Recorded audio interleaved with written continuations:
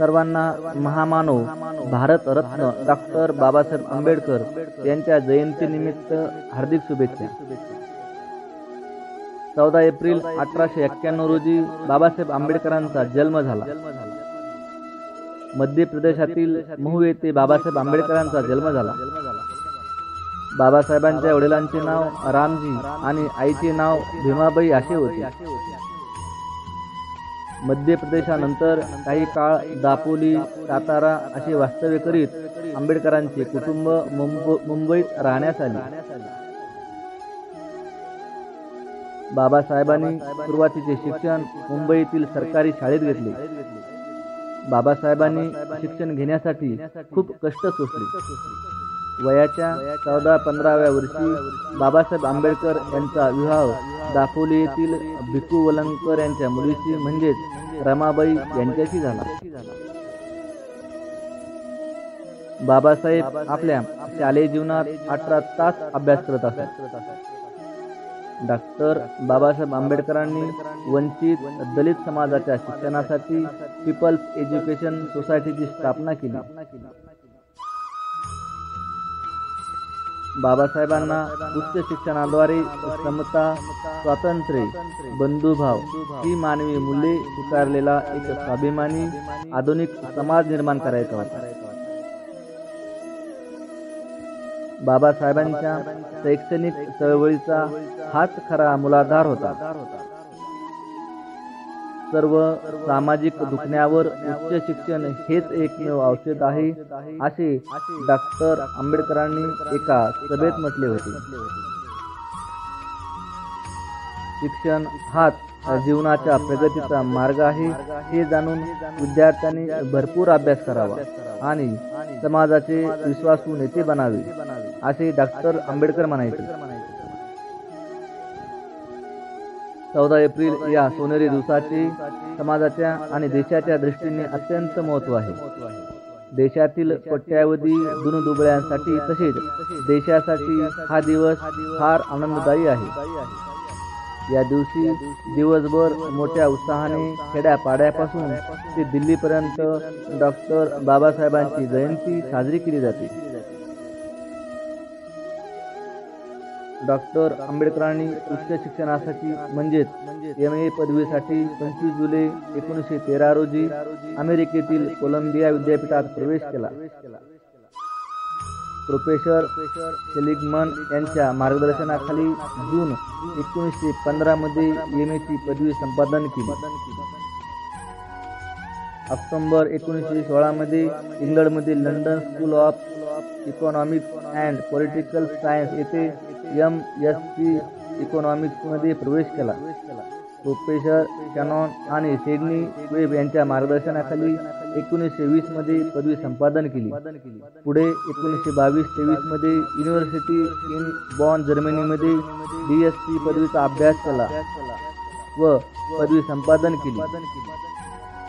बाबासाहेबांनी जगातील सामाजिक शास्त्रांचा अर्थशास्त्र, राज्यशास्त्र, समाजशास्त्र, मानव वंशशास्त्र, धर्मशास्त्र, नीतिशास्त्र, शिक्षणशास्त्र, इतिहासशास्त्र आणि कायदाशास्त्र यांचा सखोल अभ्यास केला। त्याचबरोबर जगातील साम्राज्यशाही, भांडवलशाही, जगातील युद्ध, चोऱ्या, लढाया आणि विविध क्रांत्यांचा अभ्यास केला। तसेच वंशवादाचा आणि जागतिक स्तरावर असलेल्या गुलामांच्या जीवनाचा अभ्यास केला। डॉक्टर बाबासाहेबांच्या वाचनात, चिंतनात व लेखनात प्रचंड ताकद होती, शक्ती होती। ज्ञान संपन्नतेच्या शक्तीमुळेच व्यक्ती, समाज, राज्य आणि राष्ट्र महान बनत असते याची त्यांना पुरेपूर जाणीव झाली होती। त्यामुळे 18 तास अभ्यास करून शेकडो वर्षांचा शिल्लक राहिलेला ज्ञानाचा बॅकलॉग बाबासाहेब भरून काढत होते। डॉक्टर बाबासाहेबांनी तळागाळातील सर्वसामान्य माणूस सर्व शक्तींशी जागा केला। त्याला आत्मसन्मान, स्वाभिमान, अस्मिता व सामर्थ्याची जाणीव करून दिली। मानसिक गुलामगिरीतून मुक्त केले, हक्काने जगण्याचे शिकवले, त्यासाठी संघर्षाचे सत्याग्रह करून समता व न्याय समाजात निर्माण केले. डॉक्टर बाबासाहेब आंबेडकर म्हणजे भारताच्या नव्या उभारणीचे एक महान वैभव बनले होते. जगातील आदर्श समाज निर्माण करण्यासाठी त्यांनी लोकशाही शासनाचा स्वीकार केला. त्यासाठी एक व्यक्ती, एक मत, एक मूल्य आणि त्यांची एकच किंमत हा सिद्धांत दिला. ही राजकीय लोकशाही असली तरीही त्याचे रूपांतर सामाजिक आणि आर्थिक लोकशाहीमध्ये व्हावे असे त्यांना वाटत होते. तरच जगापुढे हा देश टिकेल, अन्यथा अडचणीत येईल.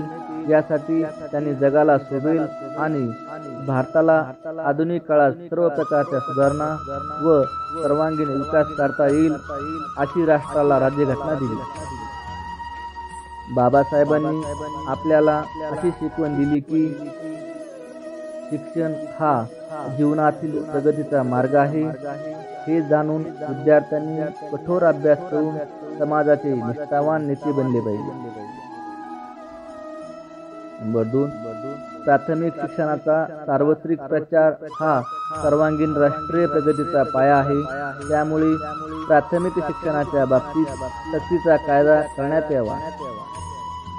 नंबर 3, मुला मुलींना शिक्षित करा. त्यांना पारंपरिक व्यावसायिक कामात गुंतवू नका. नंबर 4, शिका, संघटित व्हा, संघर्ष करा, आत्मविश्वास बाळगा, कधीही हार मानू नका. ही आपल्या जीवनाची 5 तत्वे आहेत. नंबर 5, तांत्रिक आणि वैज्ञानिक प्रशिक्षणाशिवाय देशाची कोणतीही विकास योजना पूर्ण होणार नाही. नंबर 6, कोणत्याही समाजाची उन्नती त्या समाजातील शिक्षणाच्या प्रगतीवर अवलंबून असते. नंबर 7, ज्ञान हा मानवी जीवनाचा आधार आहे. विद्यार्थ्यांची बौद्धिक क्षमता वाढवणे आणि राखणे तसेच त्यांच्या बुद्धिमत्तेला चालना देण्यासाठी शक्य ते सर्व प्रयत्न केले पाहिजेत. नंबर 8, केवळ परीक्षा उत्तीर्ण होण्यासाठी तुमचे ज्ञान वापरणे पुरेसे नाही. आपण आपल्या ज्ञानाचा उपयोग आपल्या बंधू भगिनींना सुधारण्यासाठी आणि प्रगती करण्यासाठी केला पाहिजे. तरच भारत समृद्ध होईल. नंबर 9, ग्रंथ हेच खरे गुरु आहेत. नंबर 10, वाचाल तर वाचाल.